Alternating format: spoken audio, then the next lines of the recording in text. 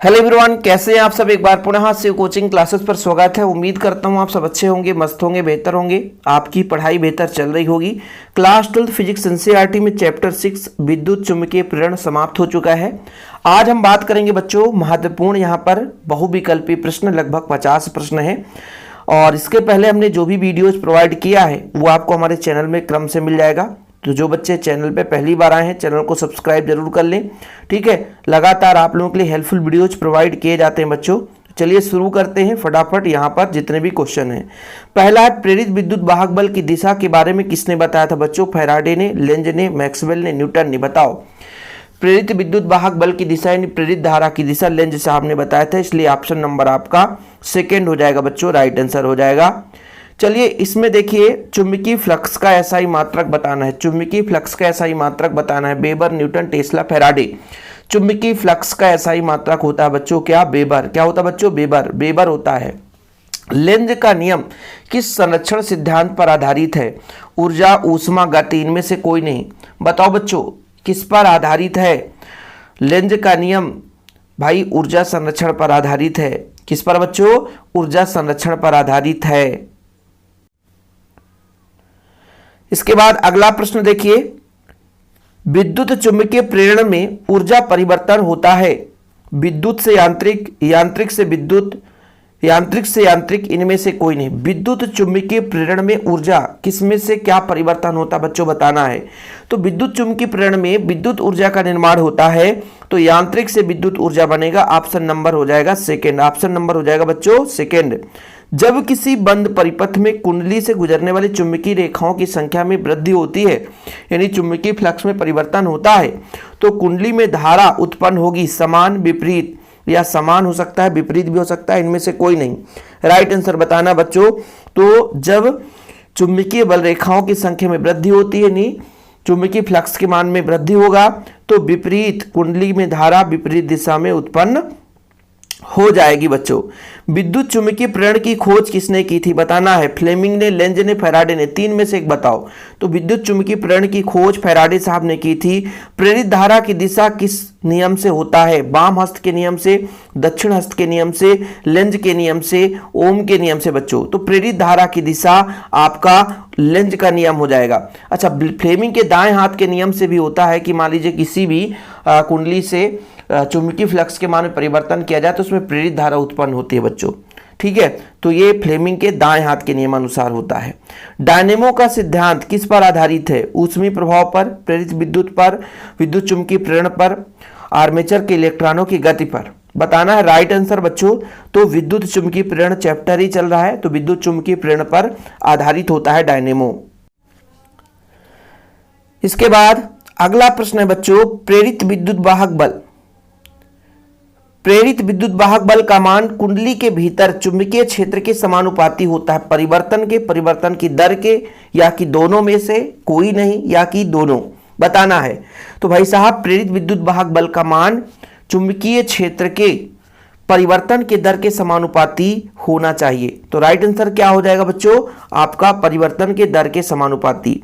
जब भी किसी कुंडली में धारा परिवर्तित होती है तभी कुंडली में प्रेरित विद्युत वाहक बल उत्पन्न हो जाता है। यह गुण क्या कहलाता है। कितना बढ़िया सिंपल है कि यदि एक कुंडली में धारा प्रवाहित करें, उसी में प्रेरित धारा, प्रेरित विद्युत वाहक बल उत्पन्न हो जाए, तो यह अन्योन्य प्रेरण होगा कि भंवर धारा या स्वप्रेरण। बताओ बच्चों। तो इसका हो जाएगा स्वप्रेरण। स्वप्रेरण की घटना होती है, ठीक है। जब दूसरे के कारण होता है तो अन्योन्य प्रेरण होता है बच्चों, लेकिन स्वयं के कारण तो स्वप्रेरण की घटना होती है। वैद्युत चुंबकीय प्रेरण के नियम का उपयोग किया जाता है धारा मापी में, वोल्ट मीटर या विद्युत मीटर या जनित्र में। कितना बढ़िया है। आप लोगों को पढ़ाया था प्रत्यावर्ती धारा जनित्र डायनेमो और दिष्ट धारा जनित्र, आप लोग पढ़े होंगे बच्चों। तो जनित्र में विद्युत चुंबकीय प्रेरण का नियम लागू होता है। विद्युत चुंबकीय प्रेरण आधारित है, मतलब विद्युत चुंबकीय प्रेरण पर क्या आधारित है। विद्युत जनित्र, दिष्ट, प्रत्यावर्ती जनित्र, उपरोक्त दोनों। कहने का मतलब दिष्ट धारा जनित्र है और ये प्रत्यावर्ती धारा जनित्र है, उपरोक्त दोनों। बताओ भाई क्या होगा। विद्युत चुंबकीय प्रेरण आधारित होगा किसमें, जो आपका दिष्ट धारा जनित्र होता है इस पर भी आधारित होता है बच्चों, और प्रत्यावर्ती धारा जनित्र होता है इस पर भी आधारित होता है। तो आप परेशान मत होना, दोनों होता है, ठीक है। विद्युत धारा जनित और दिष्ट धारा जनित में आपकी बात करें, जो यहाँ पे दिष्ट है बच्चों, यहाँ पे प्रत्यावर्ती, दोनों डायनेमो चुंबकीय प्रेरण पर ही आधारित हैं। इस पर बच्चों चुंबकीय प्रेरण पर ही आधारित है। आगे देखिए, विद्युत चुंबकीय प्रेरण में प्रेरित विद्युत वाहक बल स्वतंत्र होता है फ्लक्स के परिवर्तन से, समय से, कुंडली में फेरों की संख्या से, कुंडली के प्रतिरोध से। किस पर होता है बच्चों, किससे स्वतंत्र होता है? भाई फ्लक्स में परिवर्तन होगा तो प्रेरण की क्रिया होगी, समय कितना समय तक होगा प्रेरण की क्रिया होगी, जितने फेरे अधिक होंगे तो प्रेरण की क्रिया उतनी अधिक होगी, लेकिन कुंडली के प्रतिरोध पर निर्भर नहीं करता, इसलिए इसका राइट आंसर हो जाएगा डी नंबर। प्रेरित विद्युत वाहक बल की दिशा किससे ज्ञात की जाती है? ये आपके डायनेमो का है बच्चों। डायनेमो पर कुंडली में जो धारा उत्पन्न होती है तो फ्लेमिंग के किस हाथ के आधार पर प्रेरित विद्युत वाहक बल की दिशा दी जाती है? फ्लेमिंग के बाएं हाथ की, दाएं हाथ की, कूलाम? कूलाम का नियम कभी हो सकता है नहीं, तो इसका राइट आंसर हो जाएगा बच्चों फ्लेमिंग के दाएं हाथ का नियम। इसके बाद क्वेश्चन नंबर 15 है, प्रेरित विद्युत वाहक बल का परिमाण प्राप्त होता है फैराडे के नियम से, लेंज के नियम से, मार्कोनी के नियम से, इनमें से कोई नहीं। प्रेरित विद्युत वाहक बल का मान किससे प्राप्त होगा बच्चों? तो फैराडे के नियम से होगा। किससे होगा? फैराडे के नियम से होगा। फर्स्ट नंबर हो जाएगा। अगला नंबर देखिए, चालक के एक गतिमान कुंडली प्रेरित विद्युत वाहक बल उत्पन्न करती है, इसका आधार क्या है? मतलब एक चालक का गतिमान कुंडली है, यानी कुंडली को हम आर्मेचर को जैसे घुमाते हैं तो उसमें प्रेरित विद्युत वाहक बल उत्पन्न होता है। ये किस आधार पर होता है? फैराडे के नियम के आधार पर, कि लेंज के नियम की, एम्पियर की, कूलाम? किस पर आधारित होगा बच्चों? तो फैराडे के नियम पर ही आधारित होता है। यदि धारा परिवर्तन की दर एकांक हो, मतलब धारा का मान इकाई हो, तो प्रेरित विद्युत वाहक बल किसके बराबर होगा बच्चों? ये देखिए यहां पर कुंडली के साथ बद्ध संपूर्ण फ्लक्स के 100 प्रेरण गुणांक के, कुंडली में फेरों की संख्या के, या कुंडली की मोटाई के। तो भाई जब एकांक धारा का मान मतलब किसी परिपथ में प्रवाहित हो रही हो तो प्रेरित विद्युत वाहक बल का जो मान है वो 100 प्रेरण गुणांक के बराबर होता है। क्या होता है बच्चों? 100 प्रेरण गुणांक के। 100 प्रेरकत्व तो L में किस प्रकार से विद्युत वाहक बल का संबंध होता है? तो होता है E बराबर L di/dt। ये इसका फर्स्ट नंबर हो जाएगा बच्चों। माइनस में दिया रहेगा तो माइनस भी होता है। चुंबकीय क्षेत्र में गतिशील चालक लूप में प्रेरित विद्युत वाहक बल का कुल आवेश निर्भर करता है चुंबकीय फ्लक्स में परिवर्तन की दर पर, केवल प्रारंभिक चुंबकीय फ्लक्स पर, ठीक है, चुंबकीय फ्लक्स में हुए कुल परिवर्तन पर, इनमें से कोई नहीं।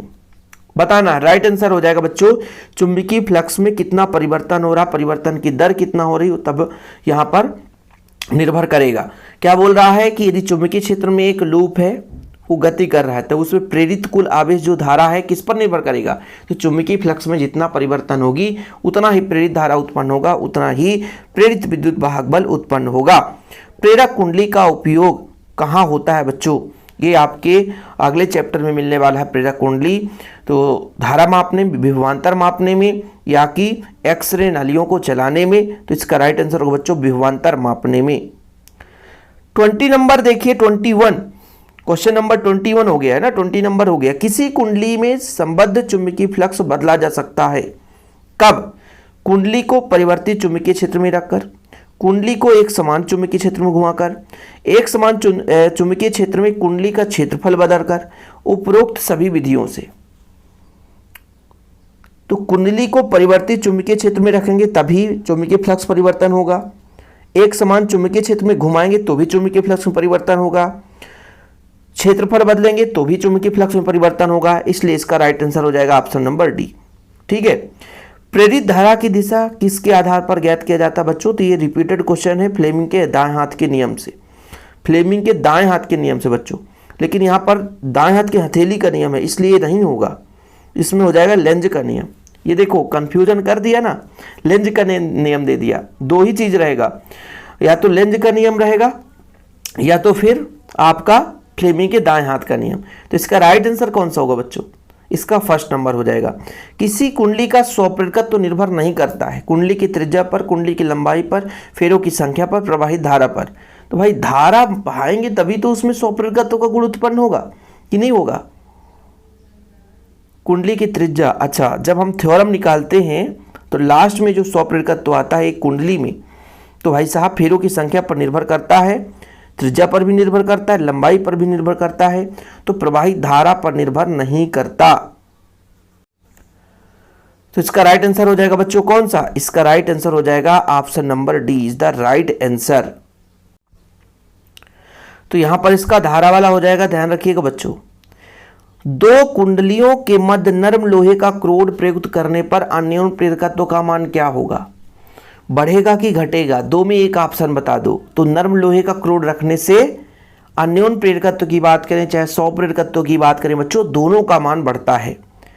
लेंज का नियम किस पर आधारित है? तो रिपीटेड क्वेश्चन है, ऊर्जा संरक्षण पर आधारित है।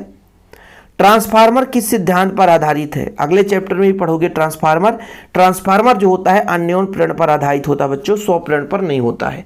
एक कुंडली में धारा प्रवाहित करते हैं, उसके चुंबकीय फ्लक्स में परिवर्तन होता है, फलस्वरूप दूसरे कुंडली में जो है प्रेरित धारा उत्पन्न हो जाती है। यदि समतल कुंडली में n फेरे हों तो उसका स्व प्रेरकत्व तो समानुपाती होता है n स्क्वायर के, n के, रूट n के, या कि n क्यूब के। 27 नंबर राइट आंसर बच्चों n स्क्वायर के समानुपाती होता है, n स्क्वायर के समानुपाती होता है। विद्युत चुम्बकीय प्रेरण की खोज किसने की थी? विद्युत चुम्बकीय प्रेरण की खोज किसने की थी बच्चों? बताना है आपको। विद्युत चुम्बकीय प्रेरण की खोज किसने की थी? फैराडे ने की थी। स्व प्रेरकत्व का मात्रा क्या होता है? हेनरी होता है। स्व प्रेरकत्व का मात्रा क्या होता है बच्चों? हेनरी होता है। हेनरी किसका मात्रक है बताओ? धारिता का, चुंबकीय क्षेत्र का, चुंबकीय फ्लक्स का, या प्रेरकत्व का? तो हेनरी बच्चों प्रेरकत्व का मात्रक है। एक कुंडली की कुल लंबाई को अपरिवर्तित रखते हुए उस कुंडली में फेरों की संख्या दोगुनी कर दी जाए तो उसका स्व प्रेरकत्व n स्क्वायर होता है बच्चों। दो गुना करेंगे तो दो दूना 4, n स्क्वायर के समानुपाती होता है। जो स्व प्रेरकत्व बोला है ना, स्व प्रेरकत्व n स्क्वायर के समानुपाती होता है, लेकिन दुगुनी करेंगे तो क्या हो जाएगा? n का स्क्वायर, तो 2n का स्क्वायर, दो दूना 4, तो 4 गुना हो जाएगा। फर्स्ट नंबर हो जाएगा इसका राइट आंसर। चुंबकीय क्षेत्र का एसआई मात्रक, कोई भी बच्चा बता सकता है चुंबकीय क्षेत्र का एसआई मात्रक, टेस्ला, हेनरी, वेबर। तो बच्चों इसका हो जाएगा टेस्ला। समय इसलिए देता हूं, कुछ बच्चों को सोचने का भी समय मिलना चाहिए ना। एक चुंबकीय बंद चालक के निकट स्थिर है। चालक में धारा उत्पन्न की जा सकती है यदि चुंबक गतिशील हो, केवल चुंबक गतिशील हो, केवल चालक गतिशील हो, दोनों गतिशील हो, या इनमें आपेक्षिक गति हो। भाई आपेक्षिक गति हो, तो इसका राइट आंसर हो जाएगा डी। आपेक्षिक गति का मतलब दो में से कोई एक हो। प्रेरक कुंडली से प्राप्त होता है। प्रेरक कुंडली से क्या प्राप्त होता है? प्रेरक कुंडली से बच्चों निम्न धारा और प्रबल विद्युत वाहक बल प्राप्त होता है। ऑप्शन नंबर सेकेंड, निम्न धारा और प्रबल विद्युत वाहक बल। अन्योन प्रेरण का एसआई मात्रक, यदि आप लोग स्व प्रेरण का पढ़े हो तो अन्योन प्रेरण का भी वही होता है। प्रेरण सुप्रेरण है, तो आपका कौन सा होगा बच्चों? हेनरी या टेस्ला? ओम तो हो नहीं सकता, ओम तो प्रतिरोध का है, तो हेनरी हो जाएगा। अगला प्रश्न है, प्रेरक कुंडली जनित्र होता है प्रबल धारा, उच्च वोल्टता, अल्प धारा या अल्प वोल्टता। यानी प्रेरक कुंडली जनित्र में प्रबल धारा, उच्च वोल्टता का मान प्राप्त होगा, अल्प धारा बहेगा या अल्प वोल्टता होगी। तो इसका राइट आंसर होगा बच्चों उच्च वोल्टता की प्रेरण कुंडली होती है और निम्न धारा। ठीक, चलो स्वप्रेरण गुणांक का उदाहरण बताओ। स्वप्रेरण गुणांक मतलब स्वप्रेरकत्व तो आपने पढ़ा कि एक कुंडली में धारा बहाते हैं और उसी के कारण स्वयं प्रेरित धारा उत्पन्न हो जाए, तो वो स्वप्रेरण कहलाता है बच्चों। तो इसका राइट आंसर हो जाएगा चोक कुंडली जो है स्वप्रेरण गुणांक का उदाहरण है। एक कुंडली के अंदर क्रोड रख देने पर स्वप्रेरकत्व का मान क्या होगा बच्चों? तो चाहे अन्योन प्रेरकत्व हो चाहे स्वप्रेरकत्व हो, दोनों का मान बढ़ता है। तो इसका राइट आंसर हो जाएगा चुंबकीय फ्लक्स का विमीय सूत्र। इसमें बताओ, सब बच्चे कंफ्यूज होंगे, चुंबकीय फ्लक्स का विमीय सूत्र। इसका राइट आंसर हो जाएगा बच्चों ml² (10⁻²) 1⁻⁻1। एक हेनरी किसके बराबर होता है? 10⁻³ मिली हेनरी के बराबर होता है बच्चों। आगे देखिए, डीए क्षेत्र पर डाला गया लंब चुंबकीय क्षेत्र बी के साथ थीटा कोण बनाता है। तो बी है बच्चों और क्षेत्रफल डीए है और इसका होता है कॉस थीटा। तो राइट आंसर हो जाएगा ऑप्शन नंबर फर्स्ट। वायु का चुंबकीय प्रवृत्ति कितना होता है बच्चों? तो वायु की प्रवृत्ति शून्य होती है। क्या होती है? शून्य होती है। तावा कैसा है? अनुचुंबकीय, लौह चुंबकीय, प्रतिचुंबकीय। ये आपके चैप्टर 5 का कुछ ऑब्जेक्टिव है जो वहाँ पे छूट गया था, इसमें मैंने ऐड कर दिया है। तो ये प्रतिचुंबकीय होता है तांबा। चुंबकशीलता सर्वाधिक किसकी होती है बच्चों? लौह चुंबकीय की, अनुचुंबकीय, प्रतिचुंबकीय? तो लौह चुंबकीय पदार्थ की चुंबकशीलता सबसे अधिक होगी। लौह चुंबकीय पदार्थ की चुंबकशीलता सबसे अधिक होगी। एक प्रबल विद्युत चुंबक बनाने के लिए कौन सा अधिक उपयुक्त होगा? वायु, नरम लोहा, इस्पात या तांबा? 45 का राइट आंसर बताना बच्चों। तो नरम लोहा हो जाएगा। क्या हो जाएगा? नरम लोहा। अनुचुंबकीय पदार्थ की चुंबकीय प्रवृत्ति है। अनुचुंबकीय पदार्थ की चुंबकीय प्रवृत्ति क्या होगी बताना है आपको। अनुचुंबकीय पदार्थ की चुंबकीय प्रवृत्ति स्थिर रहती है। निकिल क्या है बच्चों? निकिल एक लौह चुंबकीय पदार्थ है। ठीक है, निकिल क्या है? लौह चुंबकीय पदार्थ है। कोबाल्ट का क्यूरी ताप कितना होता है? 358 डिग्री सेल्सियस। चुंबकीय बल रेखाएं चुंबक के किस ध्रुव से निकलती है? वाह यार, एन से निकलकर एस पे समाप्त होती है, तो उत्तरी ध्रुव से निकलती है। चुंबकीय प्रेरण का एसआई मात्रक बताओ भाई। स्वप्रेरकत्व और अन्योन्य प्रेरकत्व का तो आप लोग पढ़े हो, हेनरी होता है, लेकिन यहाँ पे चुंबकीय प्रेरण की बात की जा रही है। 50वां है टेस्ला। क्या होता है बच्चों? टेस्ला होता है। ध्रुव प्रबलता की बीमा क्या है? ध्रुव प्रबलता की बीमा, ध्रुव प्रबलता की बीमा, ध्रुव प्रबलता की बीमा बताना है आपको। कौन सा राइट आंसर होगा? तो यदि किसी को मात्रक पता हो ध्रुव प्रबलता का कि एम्पियर मीटर होता है, एम्पियर मीटर है ना, तो एम्पियर का ये हो जाएगा मीटर का लंबाई। तो इसका राइट आंसर हो जाएगा फर्स्ट नंबर बच्चों, फर्स्ट नंबर होगा। लोहे का परमाणु है किस प्रकार? लोहा एक लौह चुंबकीय पदार्थ है बच्चों, तो इसमें कुछ है ना, इधर उधर भटकने की जरूरत नहीं है। चुंबकीय आघूर्ण का एसआई मात्रक बताओ। Ampere metre square, ampere metre square, ampere metre square, ampere metre square. एक लौह चुंबकीय पदार्थ की चुंबकशीलता 1 से अधिक होती है बच्चों, 1 से अधिक होती है। तो 54 क्वेश्चन थे यार, थोड़ा सा समय लगा, लेकिन उम्मीद करता हूँ आप लोग अच्छे तरीके से तैयार कर लिए होंगे। बाकी बच्चों चैनल पे पहली बार आए, चैनल को सब्सक्राइब कर लें। बाकी हर वीडियो में पर्सनल नंबर देता ही हूँ, जिसको नोट्स लेना है कॉन्टैक्ट नंबर है 9685 29 91 49। नोट्स के लिए कॉन्टैक्ट कर सकते हैं। फिलहाल अभी के लिए इतना ही। जय हिंद, वंदे मातरम।